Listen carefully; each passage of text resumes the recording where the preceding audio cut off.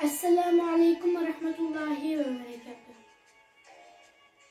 Şiir Değmen. Abdurrahman Yasir'den. Hayat seninsiz yürümsem değmen. Külsem mi seninsiz külümsem değmen. Dertlerim her daim senin yanında. Ölsem mi seninsiz ölmsem değmen. Ölümge her daim pervayım pelek. Canlarda can verip sen için ölsem. Ult atsam canlarda can cehlim bilen. Hürlikni sen dila bir körsem değmen. Hayatım sen benim şiki dünyalık. Halavet ve gurubetli sen dili körsem.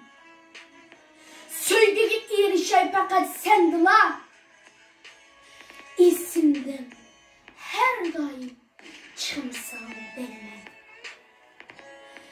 Vatanim sen benim ana makamım. Cinim sen hayatım mihli vaparım.